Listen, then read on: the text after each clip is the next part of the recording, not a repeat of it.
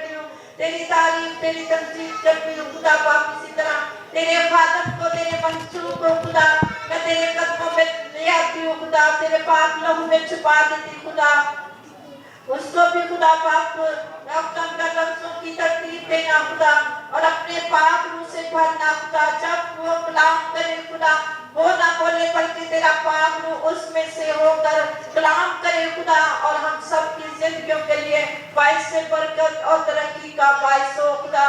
हम तेरा शुक्र करते हैं, जब तक तेरा बंदा बोले कलाम करे खुदा, तेरा रूह एक पल भी उससे जुदा ना हो खुदा पाक। खुदा तेरा वादा है, जहाँ दो या तीन तेरे नाम से इकट्ठे हैं वहाँ पर तू मौजूद है खुदा। तेरा शुक्र करते हैं तेरी मौजूदगी के लिए, तुझे वेलकम, तुझे खुशामदीद कहते हैं खुदा। इस घर के खुदा पाक चारों तरफ तेरे पाक फरिश्तों की बाढ़ चाहती हूँ खुदा। तू यहाँ पर चलता फिरता नजर आ खुदा, गैरों में देखे कि इनका खुदा जिंदा खुदा है। हालेलुया, तेरा शुक्र हो, तेरी तारीफ हो। मेरी दुआ सुन और कबूल कर, मांगती हूँ तेरे प्यारे बेटे अपने खुदा यीशु मसीह के वसीला से, आमीन। बरकत जलाली खूबसूरत और फतहमंद नाम में आप सबको सलाम। आइए हम खुदा के कलाम की तरफ अपना ध्यान लगाएं। किंग ऑफ इज़राइल, इस्राएल का बादशाह। और चूंकि हम एक तरतीब से पढ़ रहे हैं और सीख रहे हैं, तो खुदा ने इंसान को जब बनाया तो हमने सीखा था कि उसको बरकत दी और उसको इख्तियार दिया। और जब वो उस इख्तियार को खो बैठा, तो एक्चुअली आप समझिएगा कि उस इख्तियार के बाद आज तक वो उस इख्तियार को हासिल करने के लिए बड़ी कोशिश करता है। और याद रखने की बात यह है कि दुनिया में ना सिर्फ इस्राएल में, ना सिर्फ मसीही कौम में, ना सिर्फ और कौमों या मज़ाहिब में, बल्कि पूरी दुनिया के खित्तों में कहीं ना कहीं लोग किंगडम करने की कोशिश करते हैं, बादशाही करने की कोशिश करते हैं, इख्तियार रखने की कोशिश करते हैं। ये डिजायर्स इंसान की वहीं से हैं जहां से उसे ये बातें ली गई हैं। ये इख्तियार जो खुदा ने उसको दिया था कि तू आसमान के परिंदों और जमीन के सब जानदारों और समंदर की सब मछलियों पर क्या रखे, इख्तियार रखे, और सब इंसानों पर भी। तो जब वो इख्तियार जाता रहा तो ये ख्वाहिश या डिजायर जो है वो बढ़ती गई कि इंसान फिर अपने उस खोए हुए मुकाम तक वापस जाए और इख्तियार रखे। खुदा अपने लोगों को इख्तियार देता है और देना चाहता है। याद दहाने की बात यह है कि जब तक इंसान आदम फिर बाग अदन जैसी जगह पे ना चला जाए, उसको कहीं भी वो इख्तियार दोबारा मिलने वाला नहीं है। हाँ, खुदा जमीन पर लोगों को मुकर्रर करता है, हुकूमतें बादशाहतें उसकी तरफ से हैं, लेकिन वो बादशाही जो उसकी बादशाही है, उसमें वो मुकाम हासिल करने के लिए हमें उस आदम को फिर दोबारा बाग अदन में बहिश्त में जाना पड़ेगा। तो हम बात कर रहे हैं physically the kingdom of Israel, जो इस्राएल की बादशाही इस दुनिया में कायम हुई और किसी हद तक आज भी कायम है। हमने देखा था कि खुदा ने अब्राहम को बरकत दी और उसको कहा कि मैं तुझे बढ़ाऊंगा, तुझे बरकत दूंगा, तुझे सरफराज करूंगा, और तेरी सुलभ से जो है वो सूरमा, बादशाह, जंगजू पैदा होंगे। वहीं पे खुदा ये वादा जब करता है तो उसकी नस्ल में आगे जाके इस बात की तकमील होती हुई हमें नजर आती है। बाइबल मुकद्दस दो तरह की बादशाहियों के बारे में बताती है। हम दो पहलुओं पर बात करेंगे, जागते रहिएगा।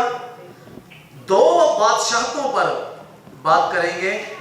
पहली बादशाही जिसका उन्वान है किंग ऑफ इज़राइल। उसके लिए बहुत सारे हवाले मेरे सामने हैं, लेकिन हम चंद एक हवाले पढ़ेंगे। और एक खास हवाला जहाँ से ये बात शुरू होती है, पैदाइश की किताब, उसका 49वां बाब और उसकी 10वीं आयत से तिलावत करेंगे। खुदा बादशाही का वादा करता है, और ये भी लिखा है कि वादों का सच्चा खुदा है। और जब वो किसी को बादशाह बनाने के लिए उसको मुकर्रर करता है, उसको मसा करता है, तो वो उसके नाम से बादशाही भी करता है। अगर आपको मिल जाए तो जरूर पढ़िएगा। यहूदा से सल्तनत, ये यहूदा یہودا یعقوب کا بیٹا اور ابراہیم کی اولاد سے ہے، اور یہ وعدہ خدا پھر دوبارہ دہراتا ہے کہ یہودا سے سلطنت اور نہ اس کی نسل سے حکومت کا اثر موقوف ہوگا۔ یعنی بادشاہی کا وعدہ خدا کرتا ہے، اور نہ اس کی نسل سے حکومت کا اثر موقوف ہوگا جب تک شیلو نہ آئے، اور قومیں اس کی مطیع ہوں گی۔ یعنی جو یہودا کی نسل سے ہوگا، جو شیلو ہوگا، ساری قومیں اس کے مطیع ہوں گی، اور لکھا ہے کہ سب قومیں اس کے حضور میں جمع کی جائیں گی۔ وہ اپنا جوان گدھا انگور کے درخت سے اور اپنی گدھی کا بچہ اعلیٰ درجہ کے انگور کے درخت سے باندھا کرے گا۔ وہ اپنا لباس مے سے اور اپنی پوشاک آب انگور میں دھویا کرے گا۔ اس کی آنکھیں مے کے سبب سے لال اور اس کے دانت دودھ کی وجہ سے سفید رہا کریں گے۔ یہ بہت آگے اس کی فہرست ہے، لیکن خاص جو نقطہ یہی تھا کہ خدا یہاں پر بتانا چاہتا ہے کہ اسرائیل میں بادشاہی آئے گی۔ اگر آپ کلام مقدس کا مطالعہ کرتے ہو تو خدا کی قوم جب ابراہیم کی نسل آگے بڑھتی گئی، جب یہ مصر سے نکلے، جب یہ پچھلی دفعہ ہم نے سیکھا تھا مصر سے اخراج اور فتوحا، اور جب یہ وعدہ کی سرزمین میں پہنچے تو تب لکھا ہے کہ اس دور میں اسرائیل میں قاضی ہوا کرتے تھے، جس میں سیموئل برفرست ہے، اس سب سے آگے وہ نبی بھی ہے، کاہن بھی ہے، اور وہ قاضی بھی۔ اور لوگوں نے جب سیموئل بوڑھا ہو گیا اور سیموئل نے اپنے بچوں کو اپنی جگہ سے قاضی مقرر کیا، تو وہ اس طرح سے قوم کا انصاف نہیں کرتے تھے، لالچ اور رشوت اور اس طرح کی جو ہے باتیں ان کی زندگی میں پائی جاتی تھی۔ تو پھر اسرائیل نے اور سارے قبیلوں نے جو ہے مل کے جو ہے خدا سے سیموئل سے فریاد کی کہ جس طرح اور قوموں کے بادشاہ ہوتے ہیں اس طرح ہمارے اوپر بھی کوئی بادشاہ ہونا چاہیے۔ اگر آپ جانتے ہو تو اسرائیل کا جو پہلا بادشاہ ہے وہ خدا کی مرضی سے چنا گیا، جو اسرائیل یا اس سارے قبیلوں کی خواہش تھی، اس کے مطابق خدا نے ان کو ان کا بادشاہ دیا۔ یہاں سے اسرائیل کی بادشاہی شروع ہوتی ہے۔ اگر آپ غور کریں یا اس دہائی پر، اس تاریخ پر غور کریں تو 3 بڑے بادشاہ ہمیں اسرائیل میں نظر آتے ہیں جن کی بادشاہی ہمیں بڑی ہی خوبصورت اور پرامن نظر آتی ہے۔ ان تینوں میں سب سے پہلے ساؤل بادشاہ، کنگ ساؤل، اور اس کے بعد خدا کا ممسوح کنگ ڈیوڈ، اور پھر خدا کا تیسرا بادشاہ کنگ سلمون یعنی سلیمان بادشاہ۔ 1000 بیفور کرائسٹ، 1000 سال پہلے یہ اسرائیل کی بادشاہی یسوع مسیح سے پہلے یہ شروع ہوئی، اور تقریباً ان تینوں بادشاہوں کی بادشاہی کو ملا کر یہ 100 to 120 یعنی 100 یا 120 سال کی بادشاہی تقریباً جو ہے وہ بنتی ہے۔ اس کے بعد بھی بہت سارے بادشاہ اس نسل میں سے پیدا ہوئے، یہودا کی نسل میں سے، جو وعدہ یہاں پر پیدائش کی کتاب میں کیا گیا ہے۔ لیکن ہم ان تینوں شخصیات پر ذرا غور کریں گے اور یہیں سے دیکھیں گے کہ کس طرح خدا اپنے لوگوں کو بادشاہی عطا کرتا ہے۔ آپ ورسز لکھ سکتے ہیں، گھر جا کے ضرور ان کا مطالعہ کریں، میں آپ کے سامنے رکھ دیتا ہوں۔ چند ایک ورسز ہیں اس حوالے سے، اور آپ دیکھ سکتے ہیں خروج کی کتاب 19واں باب اس کی 6 آیت۔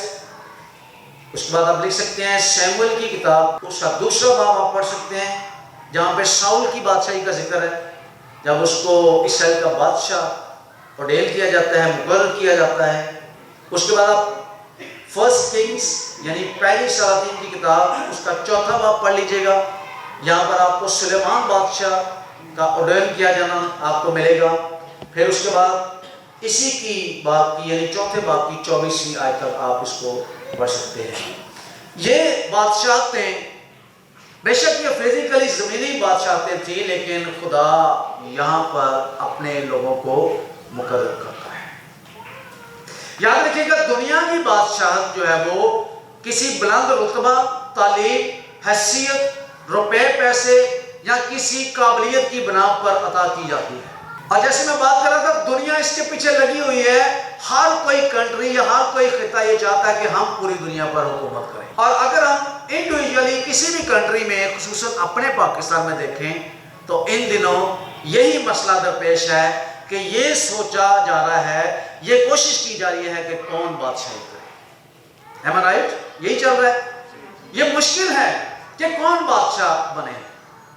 حالانکہ جب خدا اسرائیل کی بادشاہی کی بات کرتا ہے تو خدا کسی کی قابلیت یا اس کی خوبصورتی یا اس کی کسی بھی تعلیم و تربیت یا اس کی کسی بھی طرح کے روپے پیسے یا حیثیت سے اس کو مقرر نہیں کرتا، بلکہ اپنے الہی منصوبہ سے کسی بھی عام شخص کو، کسی بھی عام جو بنجارا شخص ہے، بھیڑ چلانے والا ہے یا کوئی قید میں ہے یا کسی بھی طرح ہے، خدا اس عام بندے کو اسرائیل کا بادشاہ مقرر کرتا ہے. جب شاؤل کو چنا گیا تو وہ کیا کر رہا تھا ایکچولی؟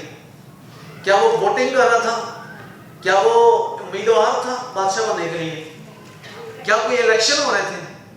نہیں، بلکہ جب وہ اپنے باپ کے گدھے تلاش کر رہا تھا، جب ان کے ریوڑ یا گدھے جو گم گئے تھے ان کو تلاش کر رہا تھا، اسی وقت خدا نے اس کو چنا. اور سیکنڈ کنگ یعنی کنگ ڈیوڈ وہ کیا کر رہا تھا؟ کیا وہ بادشاہی کے لیے دعا کر رہا تھا؟ کیا وہ اپنی حمایت حاصل کر رہا تھا؟ نہیں، بلکہ وہ خدا کی پرستش کر رہا تھا، وہ اپنا کام کر رہا تھا اور بھیڑ بکریاں کیا کر رہا تھا؟ خدا اس عام چرواہے کو، جس کو شاید اس کے گھر والے بھی یہ نہیں سمجھتے تھے کہ یہ بادشاہی کے لیے جو ہے وہ نہیں ہے. آپ اس سارے سین کو کریٹ کر سکتے ہیں، آپ کو پتہ ہے، آپ سمجھ سکتے ہیں سٹوری کو کہ یسی کے کتنے بیٹے تھے؟ 8. اور وہ جب دکھائے گئے تو ان میں سے کوئی بھی 7 بیٹوں میں سے کوئی بھی بیٹا جو شاید شکل و صورت سے یا اپنے قد و قامت سے یا اپنی کسی بھی قابلیت سے شاید بادشاہ بن سکتے تھے، تو خدا نے سیموئیل کو کہا کہ نہیں. جب داؤد کی، کنگ ڈیوڈ کی باری آتی ہے تو پھر خدا بتاتا ہے کہ یہ میرا وہ منصوبہ ہے جس کو میں نے بادشاہی کے لیے چنا ہے.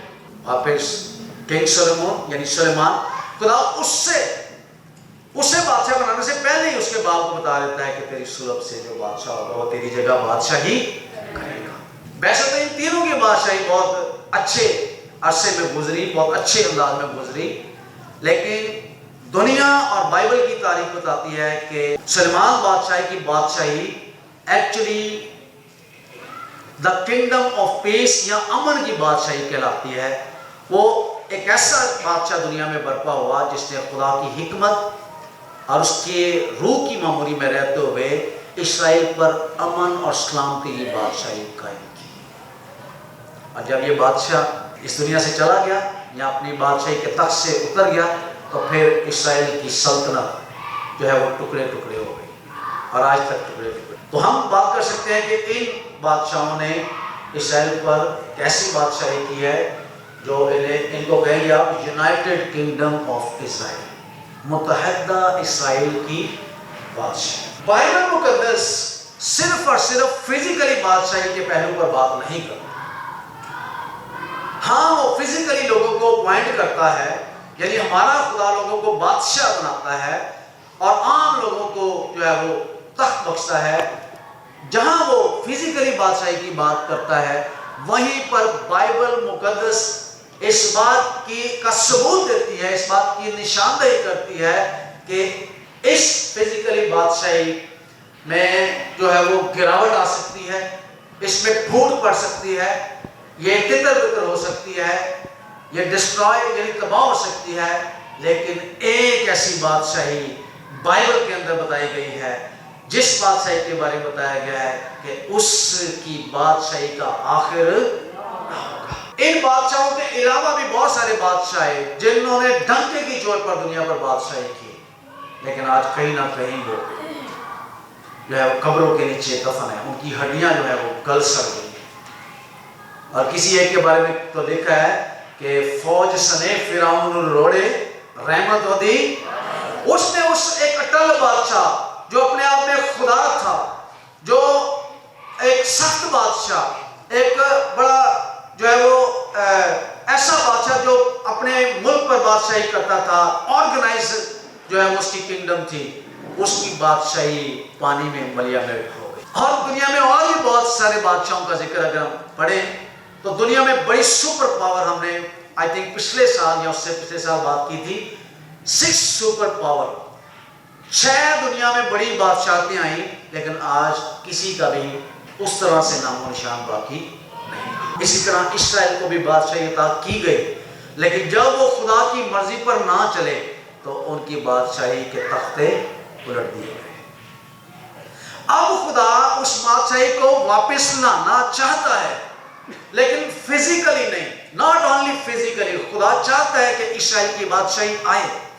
جو پیدائش کی کتاب میں وعدہ کیا گیا، جو ابراہیم کے ساتھ وعدہ کیا گیا، جو یہودا کے قبیلے کے ساتھ وعدہ کیا گیا کہ یہودا سے عصا کبھی نہیں چھوٹے گا، وہ خدا کا وعدہ جو ہے وہ ضرور پورا ہوگا، لیکن اس کے لیے خدا کی جسمانی بادشاہی حاصل کرنے کے لیے اسرائیل کو یا کسی بھی شخص کو یا کسی بھی ایمانداروں کو خدا کی روحانی بادشاہی کو تسلیم کرنا پڑے گا۔ اسی لیے اس بادشاہ نے جب زمین پر آیا تو لکھا ہے کہ اس نے یہ کہہ کر منادی کرنا شروع کی کہ توبہ کرو کیونکہ آسمان کی بادشاہی۔ جب یسوع مسیح یہ منادی کر رہے تھے تو ایکچولی اس وقت بھی کوئی کنگ تھا۔ یسوع کی پیدائش کے دور میں تو کیسر اگسطس، اور اگر اس یسوع کے دور کی بات کریں تو تبریوس کیسر یا کوئی اور کیسر بھی اس کے بعد جو آتے رہے، تو اس ٹائٹل کو، اس بادشاہی کے ٹائٹل کے دور میں جب یسوع مسیح آ کر منادی کرتے ہیں تو وہ یہ بادشاہی کی منادی کرتے ہیں۔ اس کی منادی کا جو خاص منبع تھا وہ یہ تھا کہ توبہ کرو کیونکہ آسمان کی بادشاہی۔ ایک عام فزیکلی بادشاہ کے ہوتے ہوئے کسی اور بادشاہی کا اعلان کرنا، یہ ایکچولی اپوزیشن میں بیٹھنا ہوتا ہے یا اپوزیشن میں آنا ہوتا ہے، اور اگر اپوزیشن مضبوط نہ ہو تو وہ کبھی بھی بادشاہی قائم نہیں کر سکتا۔ یسوع مسیح ابلیس کی بادشاہی کے اپوزیشن آ کے کھڑا ہوتا ہے اور برملا سرے عام آ کر اعلان کرتا ہے کہ خدا کی بادشاہی آنے۔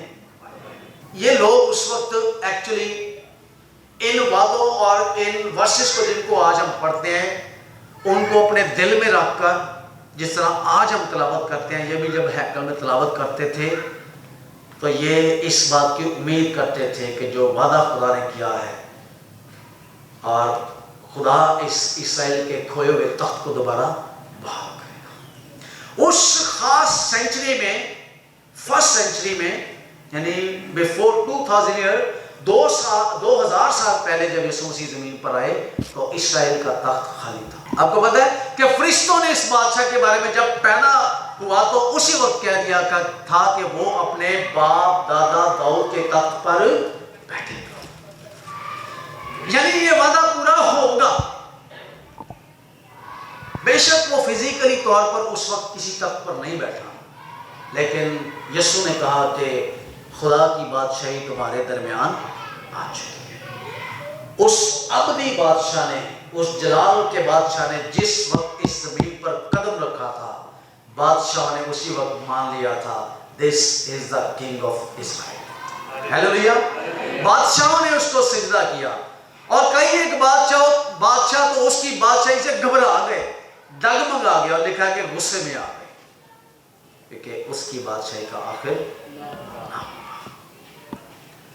چند ایک روز بعد ہم ایک تہوار منانے کو ہیں۔ یسوع مسیح جب اپنی خدمت کے دوران، اپنی خدمت کے آخری سال میں جب یروشلم کی طرف سفر کر رہے تھے تو لکھا ہے کہ یسوع مسیح جب یروشلم میں داخل ہوئے تو ایک بہت بڑی بھیڑ جو ہے وہ اس کے استقبال کے لیے نکلی، اور انہوں نے ہاتھوں میں کیا اٹھایا ہوا تھا؟ کھجور کی درختوں کی ڈالیاں، اور وہ اپنے کپڑے اس کے سامنے بچھاتے تھے۔ اور وہ بادشاہ جب یروشلم میں داخل ہوتا ہے تو لوگ اس کا استقبال کرتے ہیں اور چلا اٹھتے ہیں کہ اے صہیون کی بیٹی تو مت ڈر، کیونکہ دیکھ تیرا بادشاہ آتا ہے، اور وہ گدھے پر صلح اور سلامتی کا شہزادہ گدھے پر بیٹھ کر آتا ہے۔ لوگ اس کے استقبال کے لیے इस सिचुएशन में वो समझ रहे थे कि अभी यीशु मसीह जो है वो रोमन अंपायर के तख्ता को उल्ट देगा, कोई मौजज़ा करेगा, कोई दुआ करेगा या कोई दाऊद की तरह जंग करेगा और हमारी बादशाही आ जाएगी। इसलिए वो नारे लगा रहे थे कि ये यहूदियों का क्या है, बेशक वो यहूदियों का बादशाह है, लेकिन उस वक्त वो सुलह और सलामती के लिए और बादशाही की मुनादी करने के लिए आया था। बाइबल बताती है कि वो फिर दोबारा आने वाला है और अब वो गधी के बच्चे पर सवार नहीं है, अब वो कहां पे सवार है? बाइबल मुकद्दस बताती है बादलों पर भी और मुकाशवा की किताब के पस मंजर में कि वो घोड़े पर सवार है और उसके हाथ में क्या है? रास्ती का लोहे का असा है, जिससे पता चलता है ये वही असा है जिसके बारे में कहा कि यहूदा से रास्ती का या बादशाही का असा कभी नहीं छूटेगा। और अब वो दुनिया पर सिर्फ स्पिरिचुअली नहीं बल्कि फिजिकली बादशाही भी करने आने वाला है। बात हो रही थी जिस इख्तियार को हमने खो दिया है आदम ने, वो हमेशा इसको खोए नहीं बैठेगा, बल्कि उसको ये एजाज दोबारा दिया जाएगा। वो इख्तियार जो आदम को दिया गया था कि जा सारे बाग के फलों को तू बेरोक टोक खा सकता है और तू इख्तियार रख, तू हुक्म चला, तू मुख्तार है इस घर का, इस बाग का, इस जमीन का, इन जानदारों का, इन इंसानों का, इन पर तू इख्तियार रख। वो खोया हुआ इख्तियार हमें मिलने वाला है और खुदा वादा करता है कि जो गालिब पाए उसको मैं अपने साथ अपने तख्त पर उठाऊंगा, मैं बादशाही अता करूंगा। आपके लिए जिंदा उम्मीद है, मेरे लिए भी, कि अगर आज आप कहीं फकीराना जिंदगी गुजार रहे हैं, सफरिंग कर रहे हैं, फिजिकली भी या मेंटली भी, या फैमिली लाइफ में कुछ प्रॉब्लम चल रही है, आप प्रॉब्लम्स में हैं, तो आपको खुदा बादशाह बनाने वाला है। हमें तो बता रहा हूं कि उस बादशाही को जो आदम से ली गई थी, इख्तियार को खुदा दोबारा फिर उससे देगा। तख्त भी लिखा है मुकाशवा की किताब में, अगर आप 7 कलीसियाओं का मुताला करें तो वहां सारी जो खूबियां, यहाँ जो वादे खुदा ने किए गए हैं, वो एक बादशाह के लिए वादे किए जाते हैं। तख्त पर बिठाना, पोशाक पर पहनाना और रिंग पहनाना और फिर ताज देना, फिर असा देना, फिर ये सारी चीजें जो है एक बादशाह की निशानदही करती है। और जिस फल से हमें रोक दिया गया था, आपको पता है एक फल तो हमने खा लिया हुआ है और दूसरा फल हमें खाने की इजाजत, क्योंकि उसमें बादशाही है। उस फल में क्या है? लिखा है कि ता ना हो कि वो इस फल में से खाए और हमेशा, यानी हमेशा बादशाही बना दे। तो वो वक्त अनकरीब है कि हम उस फल में से, लिखा है कि वहां पर हर तरह के फल होंगे, लेकिन वो फल भी जिसको आबे हयात या जिंदगी का दरख्त कहा, वो जिंदगी का दरख्त जो का फल जो हम खा नहीं सकते थे, एक कुदरत आश्कारा होगी, ये एजाज मिलेगा, ये कुव्वत मिलेगी कि हम हाथ बढ़ाकर उसी फल में से दोबारा खाएंगे और हम उसी बादशाही में वापस चले जाएंगे। आमीन।